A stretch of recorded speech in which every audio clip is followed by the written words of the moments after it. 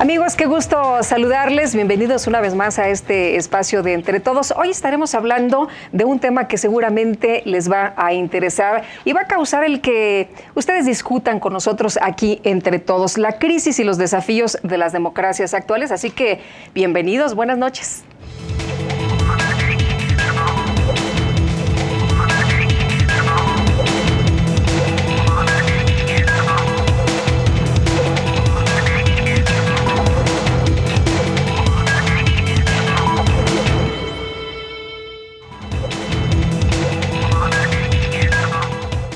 Bueno, y tenemos el gusto de contar aquí en el estudio con un invitado pues, que nos va a platicar precisamente sobre estos temas que se discuten a nivel nacional, no nada más en México, no nada más en América Latina, sino en el mundo entero. Se trata del doctor Juan Luis Paniagua. Él es actualmente presidente de la Asociación Española de Ciencia Política, además autor de varios libros y también de otros artículos que se han publicado en diferentes revistas especializadas, pero también de divulgación para toda la ciudadanía. Y te saludo con mucho gusto. ¿Cómo estás, doctor? Bienvenido. Qué bueno tenerte por acá. Ustedes. Muy bien, además, vienes unos días aquí al Estado de México y a impartir seminarios interesantes, así que te agradezco mucho que hayas hecho un espacio en tu agenda para platicar con nosotros esta noche. Con mucho gusto. Muchísimas gracias. Vamos a ver nuestro programa anterior, parte de lo que hemos estado abordando, temas también de interés para que usted se entere.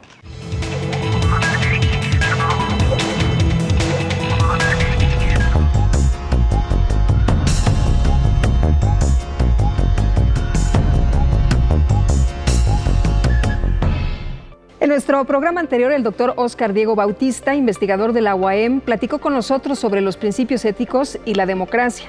Sí, efectivamente, en el tema de la corrupción ha habido todo un avance en cuanto a instrumentos para intentar frenarla o combatirla. No obstante, la mayoría de esos instrumentos van dirigidos a la parte externa del ser humano, pero estamos descuidando una parte que es fundamental, que es lo que se conoce como la parte interna, que tiene que ver con las percepciones, con los valores, con la educación, con los principios éticos del individuo. Incluso hay gente, y yo creo que hay que reconocerlo, que son dignos de admiración, gente que se pone la camiseta por las instituciones públicas. Si nosotros, por ejemplo, en un ámbito donde hay mucha corrupción, llegamos y hablamos de ética, se ríen de nosotros, claro, ¿no? O sea, la gente se ríe porque no comprende, porque no sabe, porque no conoce los mecanismos para llevar a cabo esto.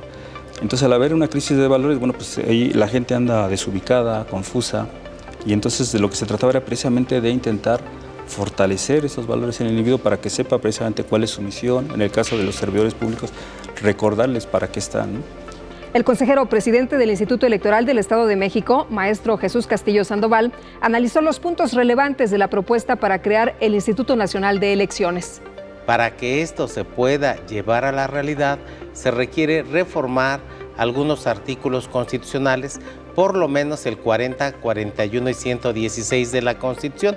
Todavía este instituto en nuestra Constitución General de la República no está regulada. Si se crea un Instituto Nacional de Elecciones, se reducirá el costo de las elecciones. Sí. Y segundo, se evitará que actores electorales interfieran en la organización de las elecciones, que tendríamos que ceder por parte de los estados esta facultad de organizar sus elecciones y entonces que se delegue a una autoridad nacional, y esto implicaría una disminución del federalismo. Iríamos rumbo a un Estado central. Estas ideas tienen que debatirse, tienen que reflexionarse, tienen que valorarse y se tienen que tomar decisiones.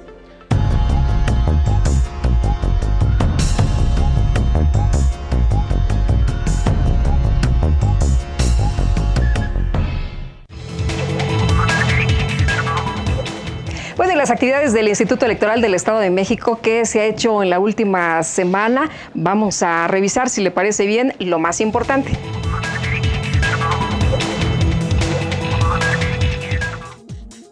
A efecto de dar continuidad a los estudios y trabajos relativos a la demarcación distrital electoral en la entidad, en sesión extraordinaria, el Consejo General del Instituto Electoral del Estado de México aprobó por unanimidad el proyecto de acuerdo por el que se modifican los lineamientos técnicos de la Comisión Especial para la Demarcación Distrital Electoral, con lo que se actualizan las disposiciones reglamentarias en el marco de las atribuciones normativas de la Comisión, que le permiten determinar el modelo, las técnicas y procedimientos a seguir con los trabajos bajo su responsabilidad. Como parte del ciclo de conferencias sobre Cultura Política Democrática y Educación Cívica 2013, el consejero electoral del IEM, Juan Salvador Hernández Flores, dictó la conferencia Inducción al Instituto Electoral del Estado de México, ante estudiantes de la Escuela Preparatoria Oficial número 200 en el municipio de Temascaltepec, en la que explicó los pormenores de las funciones, atribuciones, estructura, integración y la importancia que reviste contar con un organismo electoral local encargado de la organización, desarrollo y vigilancia de los procesos electorales en la entidad. Con una amplia participación de estudiantes, se llevó a cabo el Encuentro Parlamentario Mexiquense de las Niñas, los Niños, las Adolescentes y los Adolescentes 2013, el cual se organizó con la coordinación interinstitucional entre el Gobierno del Estado de México, a través de la Secretaría de Educación, la 58ª Legislatura del Estado de México, la Comisión de Derechos Humanos del Estado de México y el Instituto Electoral del Estado de México, a efecto de fomentar la participación y coadyuvar en la construcción de ciudadanía desde edad temprana. En la integración del Encuentro Parlamentario 2013 participaron estudiantes que cursan el 6º grado de primaria regular, indígena o especial, y el 3er grado de educación secundaria, quienes fueron electos mediante un proceso democrático para ser parte de los 75 participantes seleccionados, de los cuales 45 alumnos fueron del nivel de educación primaria por distrito electoral y 30 de educación secundaria por representación proporcional.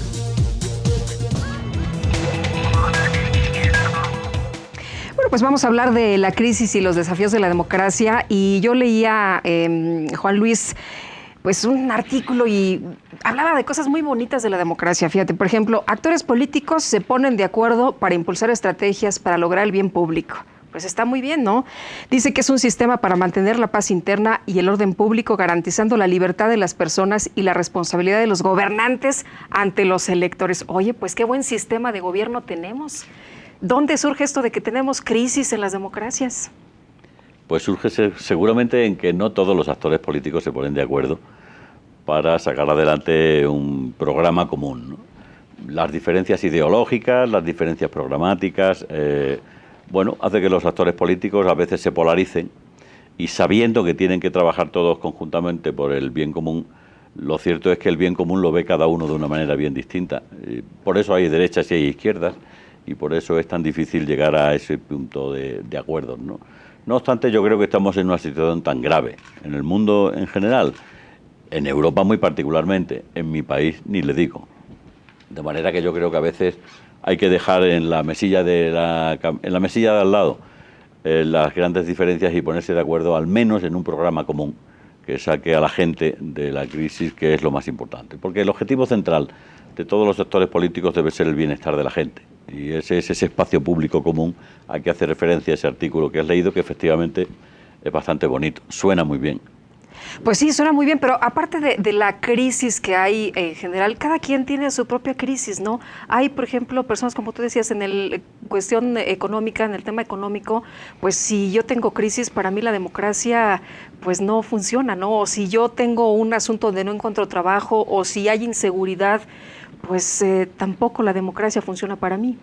Claro, eso es una de las razones que explican que en la actualidad haya tantísimas bolsas de desafección respecto de los sistemas políticos democráticos, porque los ciudadanos lo que le exigen a la democracia es bienestar, representación, instituciones fiables, Estado de Derecho, derechos, libertades, pero todo eso se conjuga finalmente en que las personas estén cuidadas por sus sistemas políticos y por sus autoridades.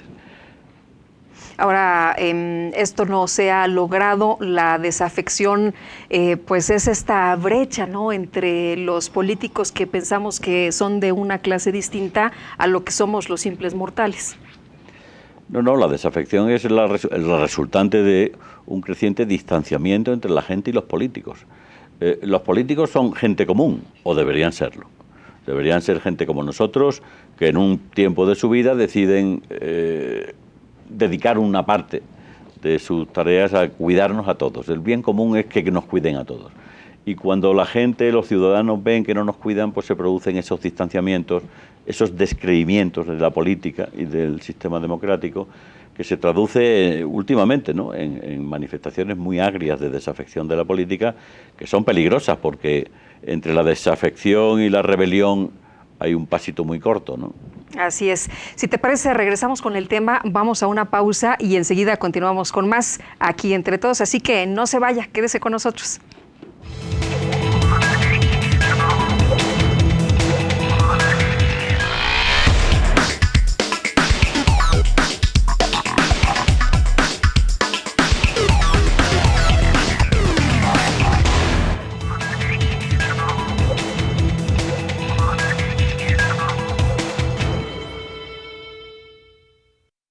Gracias a tu participación y confianza, el Instituto Electoral del Estado de México cumple 17 años de vida institucional, trabajando con los mexiquenses para fomentar la práctica de valores y construir día con día una mejor ciudadanía. En el IEM celebramos 17 años en los que, con tu apoyo, hemos organizado, desarrollado y vigilado 12 elecciones en la entidad más poblada del país. IEM, Instituto Electoral del Estado de México. Detrás de tu voto, hay buenas noticias. Un programa del Instituto Electoral del Estado de México.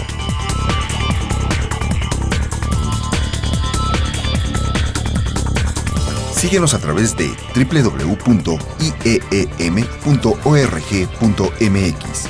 Todos los miércoles a las 12 horas. IEM, Instituto Electoral del Estado de México. Haz lo tuyo.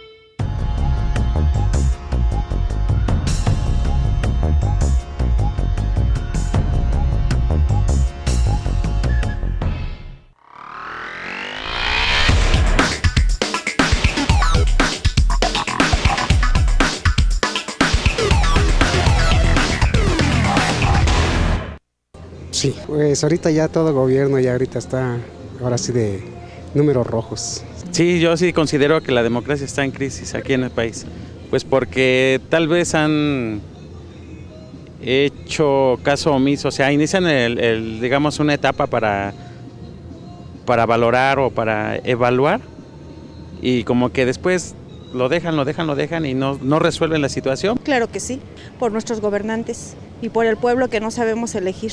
Nos dejamos llevar por lo que nos ofrezcan y pensamos siempre en nuestro yo. Sí, porque realmente las instituciones municipales en este caso realmente prometen siempre y a la mera hora de cumplir nunca realmente se realizan las cosas como ellos mismos afirman. Sí, pues porque ya aquí todos hacen lo que quieren. Sí, porque no hay mucha igualdad. Cada político decide a su bienestar, no a bienestar de los demás.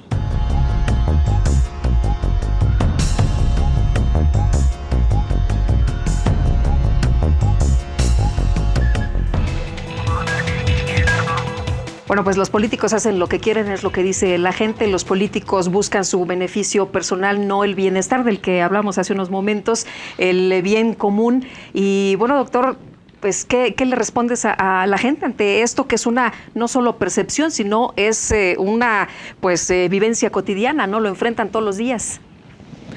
Bueno, los políticos hacen lo que pueden, no siempre lo que quieren, a veces lo que pueden. Tampoco es cierto que todos los políticos vayan a apropiarse de asuntos de la colectividad. Es verdad que los políticos pueden acertar más o menos, debemos pensar que lo intentan. Y yo lo que creo es que la gente debe romper esa distancia que media entre la política, lo público, lo de todos y lo de cada cual. De manera que yo creo que también hay una tendencia en las sociedades a no ser activas políticamente, a no agruparse políticamente, a no asociarse políticamente. De manera que si la sociedad civil, eso que llamamos sociedad civil, se organizara, se agrupara, se asociara en defensa de sus intereses, los políticos tendrían menos espacio o tendrían que compartir ese espacio con las sociedades, con los clubes, con las organizaciones, con los movimientos, y todos estaríamos contribuyendo mancomunadamente a hacernos todos la vida un poco más fácil. ¿Crees que la ciudadanía se ha quedado de brazos cruzados y simplemente se ha dedicado a quejarse? Yo creo que sí. No solo aquí, yo creo que en el mundo entero, en Europa, de donde yo vengo, no hay una cultura participativa. En mi país, en España, es especialmente intensa la cantidad de gente que no participa políticamente en nada. De manera que, y eso no beneficia a la democracia, La democracia no significa que cada 4 años encarguemos a los gobernantes, a los representantes, que nos suplanten en todo y que tomen decisiones por nosotros.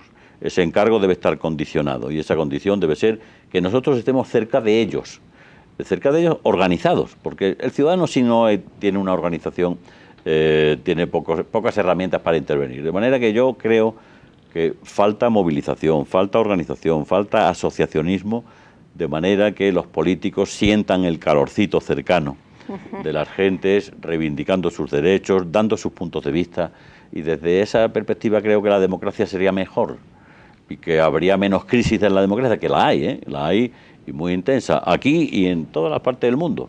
Creo que estamos en el fin de un ciclo. La democracia representativa no es sustituible por nada, porque esa tiene que ser.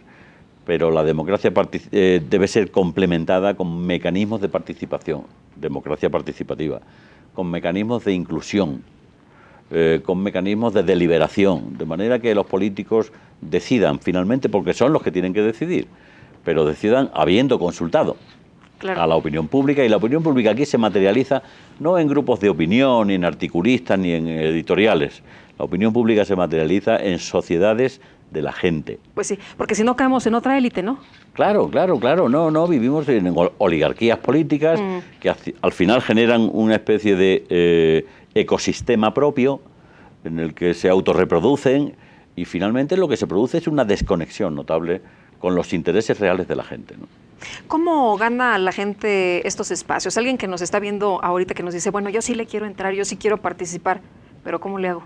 ¿Cómo le hago? Pues moviéndose, invitando a otros a juntarse, a definir cuáles son los objetivos más inmediatos, a los que más aspiran en su barrio, en su municipio, en su acera, en su bloque de vivienda. O sea, no es algo que tenga que ser... No tiene por qué ser de una magnitud inabarcable. O sea, empezando por la calle donde vives, Claro, ¿no? Pero el asociacionismo a nivel de base, de calle, de ciudadanos, puede ser de 1000 formas, responder a 1000 intereses, a 1000 demandas.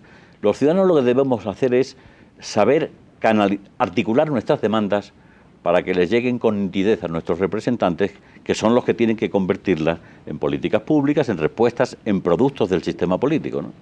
Ahora, ¿cómo ves tú la situación, por ejemplo, en América Latina? Tú dices, bueno, no es un problema o no es una bronca nada más de México, de América Latina, es en el mundo entero. ¿Cómo ves en América Latina? Decías hace un momento, no, nuestra tarea queda en las urnas ir a depositar nuestro voto, porque pues vemos otras democracias, por ejemplo la de Venezuela, que depositan el voto, pero la situación es muy distinta a lo que vivimos, por ejemplo, en México o lo que se vive en España.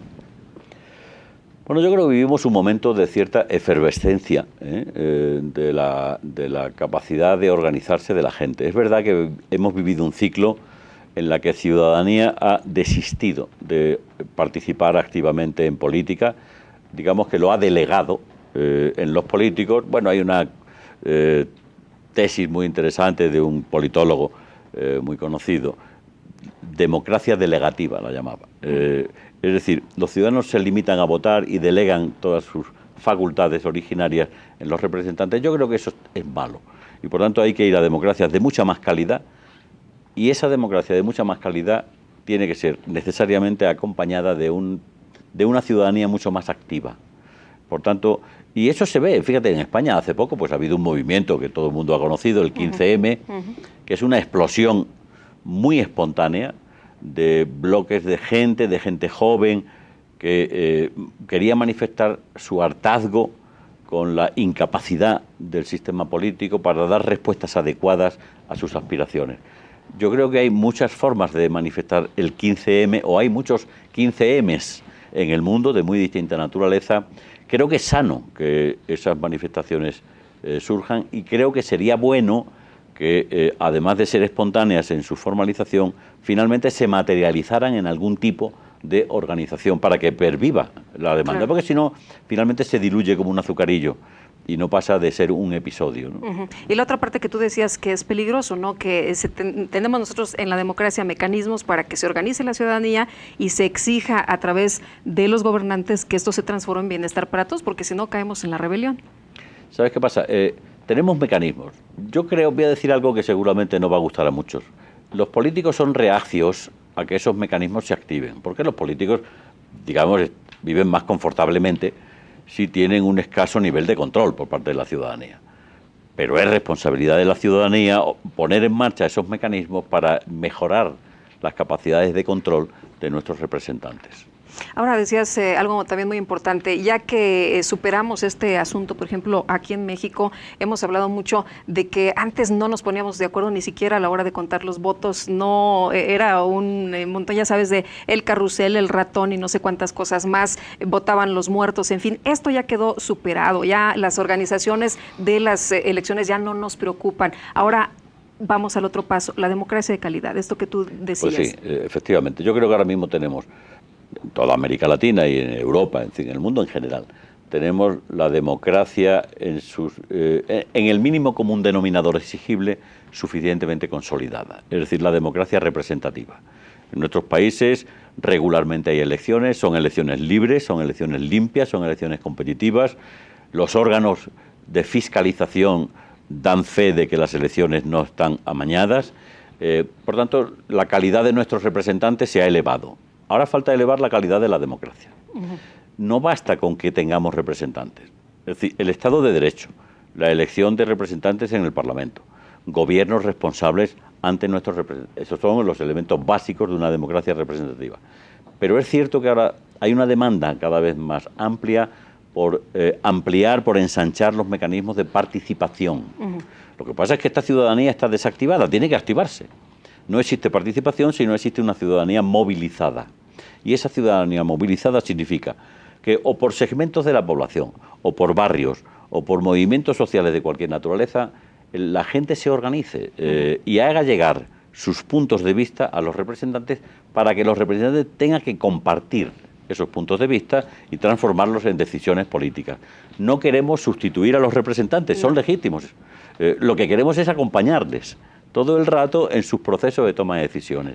Y ese acompañamiento significa ensanchar los sistemas de deliberación. El Parlamento debe llamar a la gente y oír qué piensa la gente. Cuando está trabajando en un proyecto de ley, en una comisión, ¿por qué no se hace una etapa de audiencia pública donde representantes, grupos de interés y ciudadanos den su opinión? Existen 1000 mecanismos. Sí. Hoy con Internet mucho más. Claro. La interacción es muy intensa si se quiere. Por tanto, yo creo que hay que acompañar con democracia deliberativa a la democracia representativa y hay que acompañar con mecanismos de potentes formas de inclusividad de la gente en los procesos de toma de decisiones. Sí, porque si no después las leyes nos parecen tan lejanas, ¿no? Porque estos señores que están gobernando, que se dicen mis representantes, parece que me están atacando en vez de ayudarme, en vez de darme mecanismos o promulgar leyes que pareciera que nada más benefician a unos cuantos y que perjudican a la mayoría, ¿no? Bueno, las sociedades contemporáneas actuales son muy complejas. Aquí juegan intereses económicos, intereses ideológicos, intereses religiosos. Al final, dar con la tecla de la certeza no es fácil, pero es más fácil no errar mucho si el legislador está muy acompañado, no solo por los grandes grupos de interés, que esos suelen tener mecanismos para acercarse, sino por estos nuevos grupos de interés populares, sociales, cívicos, de muy distinta naturaleza, que no se acercan al legislador con la facilidad que lo hacen los grandes grupos de interés, porque tienen medios económicos y tienen formas fáciles de acceso. Por tanto, yo creo que hay que hacer un llamamiento constante, permanente a la ciudadanía para que se organice, para que pierda el miedo a participar y a proponer. No es muy costoso montar una gran operación, pero si estamos hablando de fórmulas muy cercanas, muy inmediatas, de movimientos sociales que surgen en los barrios, en las escuelas, en las universidades, en los centros culturales, de manera que es verdad que no tenemos esa cultura de la organización, pero yo creo que es llegado el momento de promoverla y creo que a los responsables públicos les corresponde incentivarlo. Muy bien, vamos a hacer una pausa si nos permites y enseguida estamos de regreso con más aquí Entre Todos. La invitación a que siga con nosotros, no se vaya.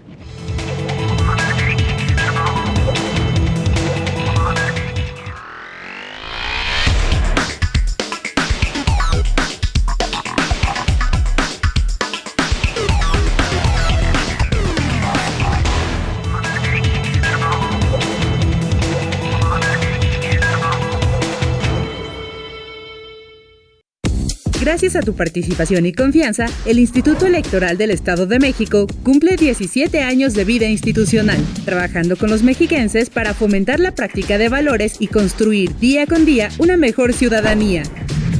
En el IEM celebramos 17 años en los que, con tu apoyo, hemos organizado, desarrollado y vigilado 12 elecciones en la entidad más poblada del país.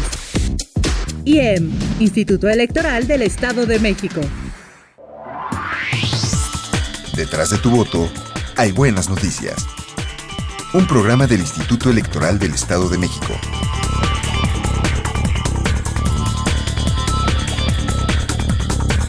Síguenos a través de www.ieem.org.mx todos los miércoles a las 12 horas. IEM, Instituto Electoral del Estado de México. Haz lo tuyo.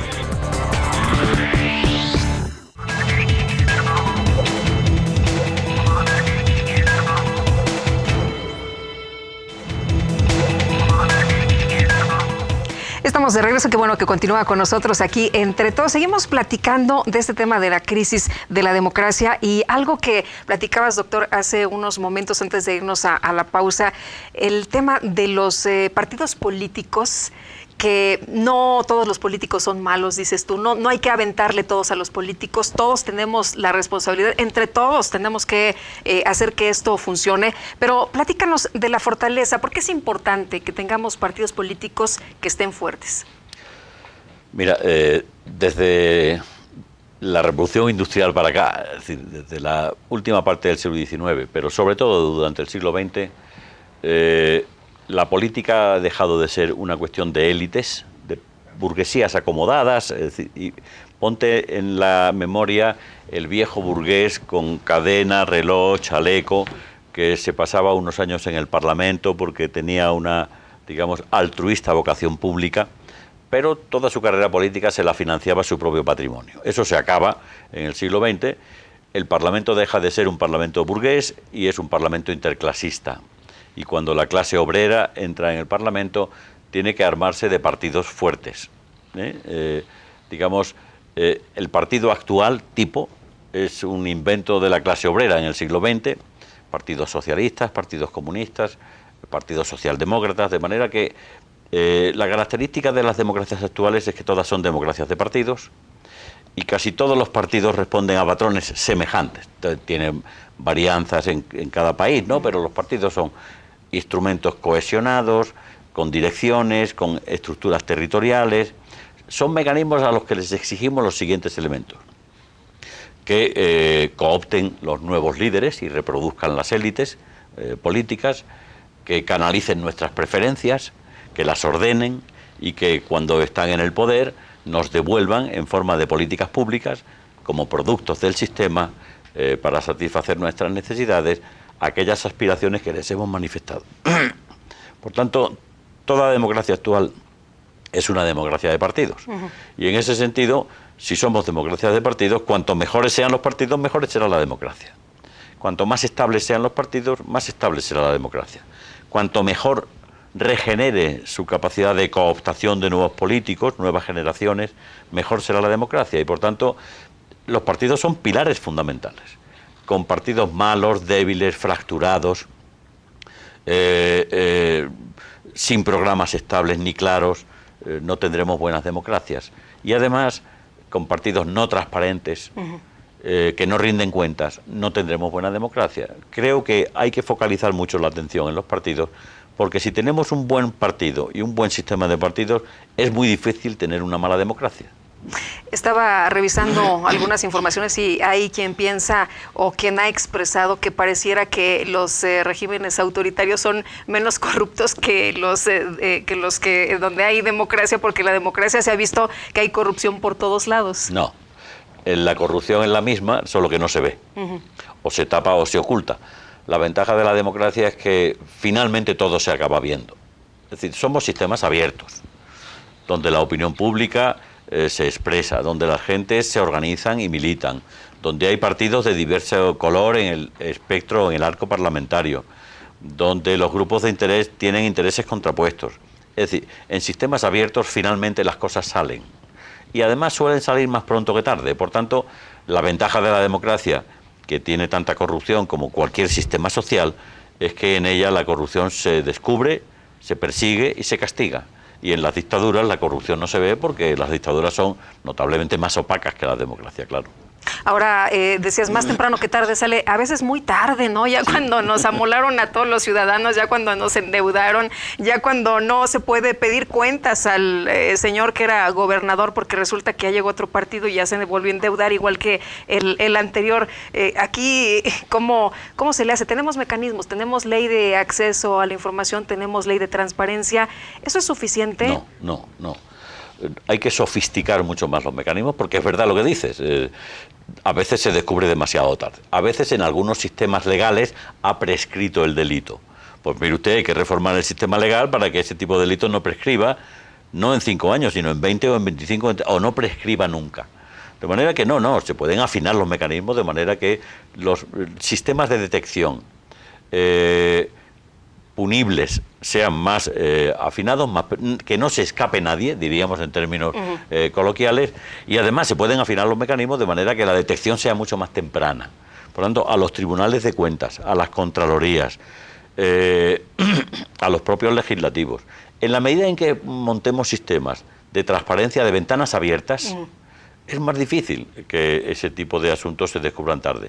Si el legislador está obligado a poner su patrimonio en la página web del Parlamento y la Hacienda Pública chequea que ese patrimonio es el correcto, es difícil que ese legislador salga enriquecido dentro de 10 años si la transparencia le ha obligado a poner sus cuentas sobre el tapete. Y hablo del legislador como hablo del gobernante o del alcalde o del responsable público de cualquier nivel. De manera que yo creo que efectivamente tenemos que afinar los sistemas. Y hoy estamos en una etapa en la que la rendición de cuentas y la transparencia constituyen dos objetivos fundamentales precisamente para elevar la calidad de la democracia y para evitar que estas bochornosas situaciones de corrupción pública, de financiación ilegal y de expolio del capital de toda la ciudadanía puedan producirse, ¿no? Y aquí volvemos a la participación ciudadana. Si los ciudadanos no están atentos y vigilantes, pues se puede hacer lo que se quiera y de todas maneras, si no exigimos cuentas, pues al gobernante... Claro. Los ciudadanos deben ser mejor, mucho más activos en la denuncia. Hay países que no tienen la cultura de la denuncia y otros países que sí. Es decir, los nórdicos en Europa son muy partidarios de la queja y de la denuncia y no la toman como una cuestión que deben hacer excepcionalmente. No, se toma como una cosa habitual. La hoja de reclamaciones debe estar al alcance de la mano, no debe ser complicada, debe llegar a su destinatario de inmediato. De manera que lo que tenemos que desarrollar es la cultura de la denuncia. Si estamos en nuestro derecho de denunciar cuando observamos o vemos de manera y de primera persona que algo se hace mal, ¿no? Te voy a decir una cosa que es muy común aquí en México y seguramente la habrás escuchado. Hay personas que dicen, ¿para qué si no se va a hacer nada? Claro, porque ese para qué si no se va a hacer nada es que la ciudadanía tiene internalizada, tiene en su propia carne la sensación de que la administración es una administración lejana, de que la administración es una administración invulnerable, de que está blindada. Pero yo creo que eso se corresponde con un tiempo pasado, o debería corresponderse con un tiempo pasado, y en todo caso es mucha responsabilidad de los políticos poner todos los mecanismos en marcha para que eso no sea así. Es decir, el servidor público debe ser un servidor público responsable. Y el ciudadano debe ser, hay una palabra que a mí no me gusta, ¿no? Su cliente.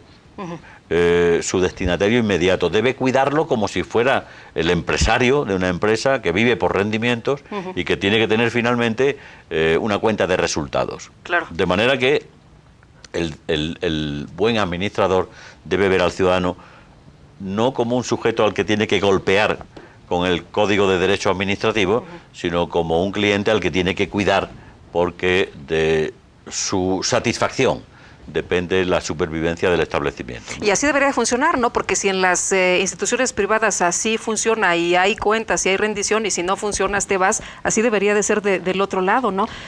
Pero hay mecanismos que deben ponerse en marcha y deben ser eficientes.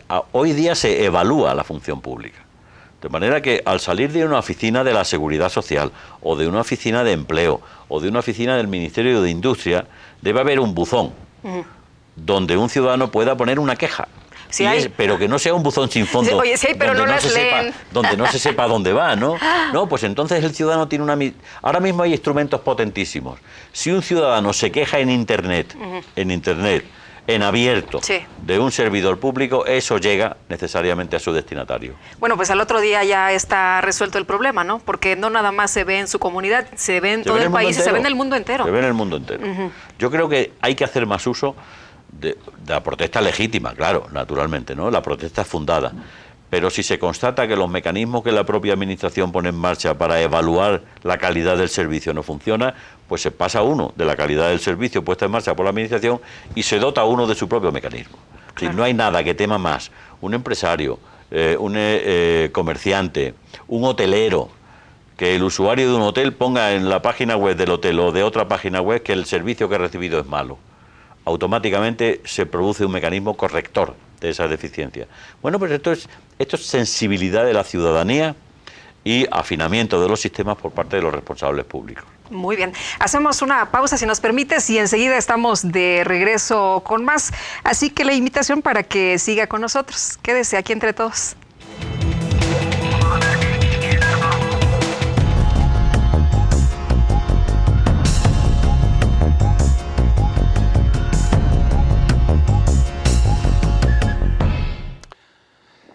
La consolidación democrática de América, creo que de América Latina, ha dado pasos muy fuertes y muy importantes en los últimos 30 años.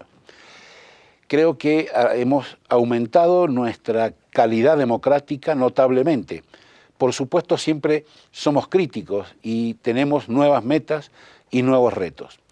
Entre esos nuevos retos hoy está la de procurar una democracia más genuina en el sentido liberal del concepto de democracia. Nosotros todavía vivimos aquella dicotomía donde la Alemania democrática no lo era y la federal parecía que quería serlo. Todavía vivimos rémoras del pasado donde creemos que es única y exclusivamente voluntad popular. La democracia es voluntad popular con reglas, sometida a reglas, y eso es lo que le da el caudal de garantía y de calidad institucional. Hoy estamos buscando cómo encontrar esas normas y esa participación que permite los acuerdos fundamentales para garantizar participación de minorías, para evitar distorsiones en los comportamientos en general electorales de la población, para poder tener una gimnasia democrática que trascienda más allá del mero acto electoral, buscar evitar esta democracia que muy bien ha calificado algún compatriota académico como de democracia delegativa. Hoy la democracia exige participación, la democracia exige genuinidad en la expresión y, sin lugar a dudas, reglas. Estas reglas no están muy lejos, porque hoy hemos incorporado tratados internacionales y convenciones y declaraciones de derechos humanos fundamentales en Latinoamérica, a las cuales hoy se nos presentan como un fuerte desafío incorporarlas, hacerlas carne y hacerlas realidad. Y ahí están la libertad y los derechos fundamentales de los americanos.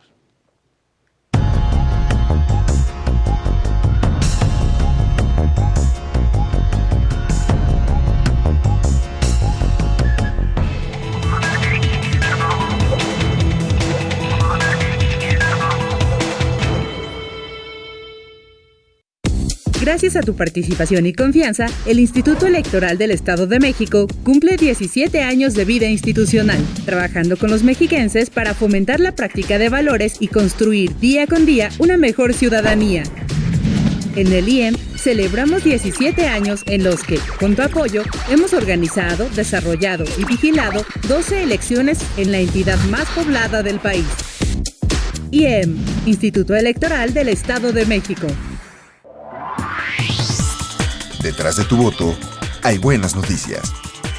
Un programa del Instituto Electoral del Estado de México.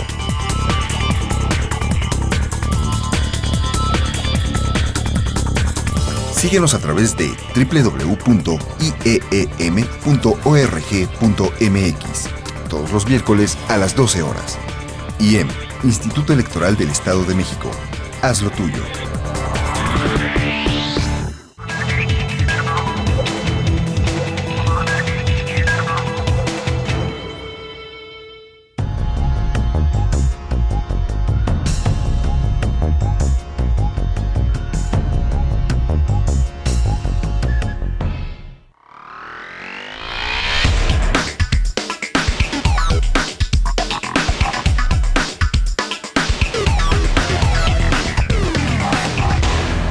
Sí, pues hay mucha corrupción en todos lados.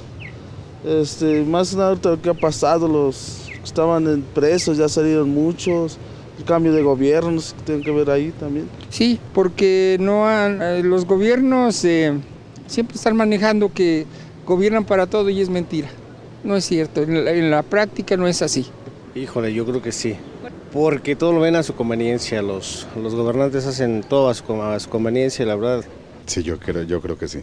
Pues hay muchas arbitrariedades de los dirigentes de nuestro país y pues finalmente como que no hay mucha justicia, ¿no? Cada quien hace lo que quiere y hay mucha sociedad inconforme. Sí, no se ponen de acuerdo. La verdad, los partidos políticos siguen con sus situaciones de ego y es lo que sucede ahorita. No, porque se han dado grandes avances en cuanto a la democracia. Anteriormente no había los procesos de transparencia como los hay ahora, ya hay más apertura en cuanto a partidos políticos, las cosas son un poco más transparentes y más pues claras en cuanto a los procesos de democracia y electorales.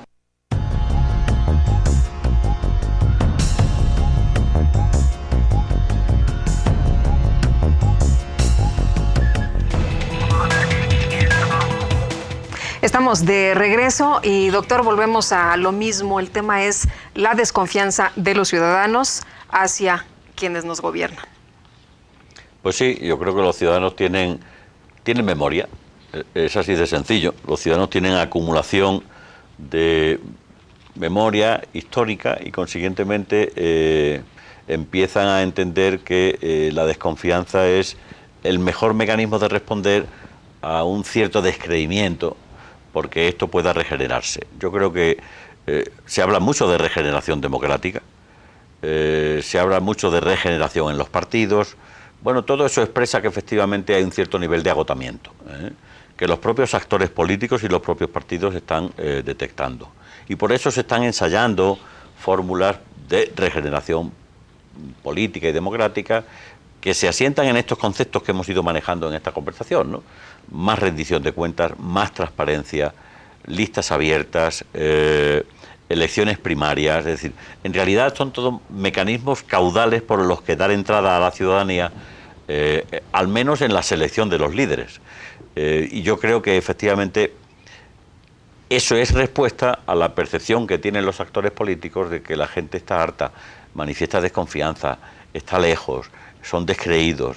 Y eso son un mal síntoma, es decir, eso es una patología de la democracia, ¿no? Bueno, cuando hacemos encuestas aquí en México, los políticos salen muy mal evaluados, ¿no? Siempre salen al final de la lista y pasan los años y sigue el mismo tema. Escuchaba el otro día a unos analistas que decían, bueno, se han hecho cosas en México, ahora se ha avanzado, se ha hablado ya de este pacto por México, donde antes no se ponían de acuerdo y ahora está intentando ponerse de acuerdo, pero aún así la gente sigue evaluando muy mal a los políticos.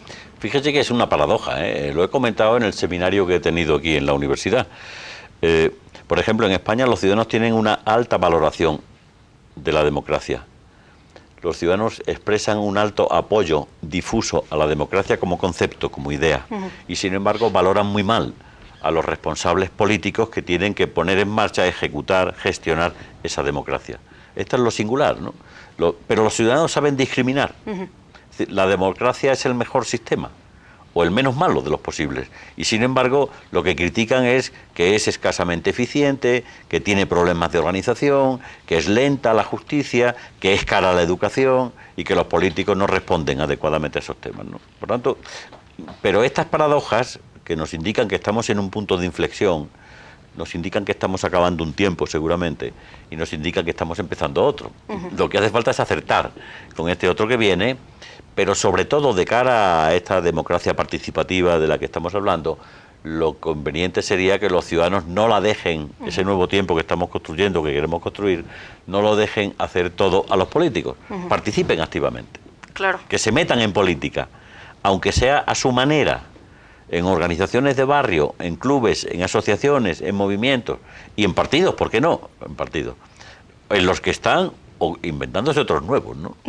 Bueno, nosotros ahora hemos instrumentado la figura de candidato independiente y surge porque se habla de que los partidos políticos ya no representan a los ciudadanos, entonces tiene que salir otra figura y es la figura de los candidatos independientes.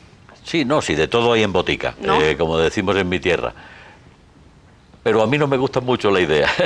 Lo diré porque yo creo que la democracia debe asentarse en organizaciones estables, en organizaciones transparentes, en organizaciones que tienen detrás estructuras a las que rendir cuentas.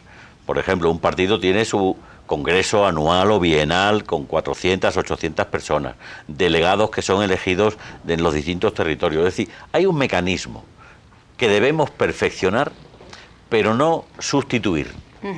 Imagínese usted un candidato independiente honesto. Honesto, perfecto. Es una idea brillante. Me lo estoy imaginando. Brillante.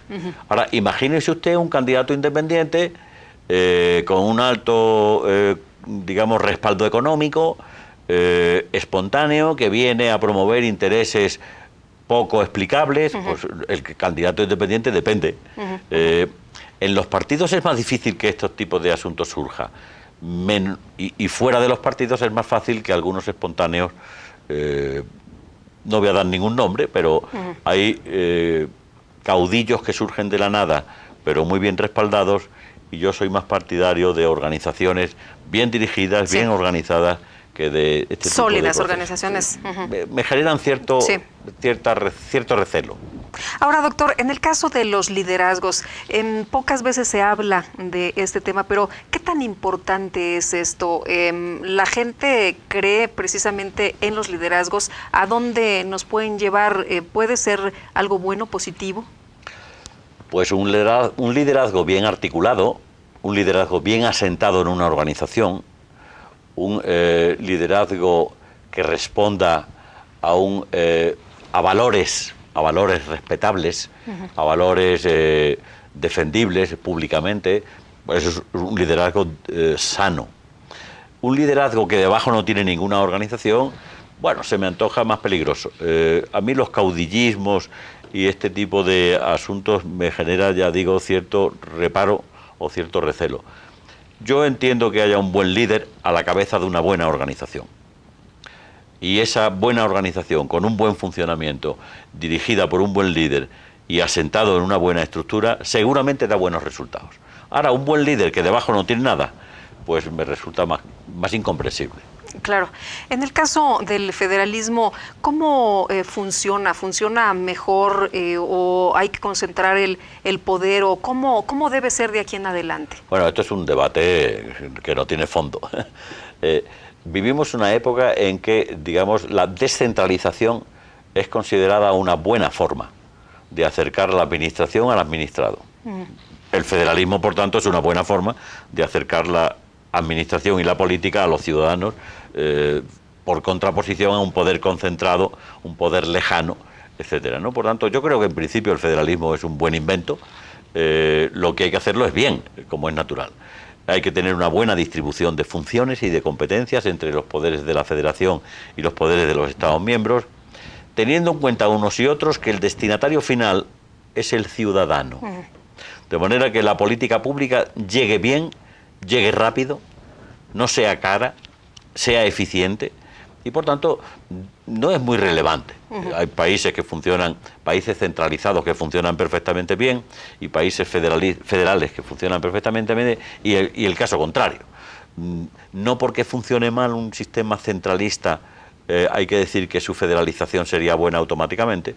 Yo creo que el federalismo es bueno en principio, pero que hace falta que unos y otros, poderes centrales y poderes federales, tengan muy claro cuál es el reparto de competencias, el reparto de recursos, y que trabajen conjuntamente, no divorciadamente, no confrontadamente, sino conjuntamente, teniendo en cuenta que el soberano, el que está detrás, al que hay que servir, es al ciudadano, y que las políticas públicas deben llegar como resultado de esa cooperación. Mire usted, no es muy relevante que un ciudadano de un país federal sepa si la política que está recibiendo es del Estado o de la Federación. Lo importante es que le llegue. Claro. Y que le llegue bien.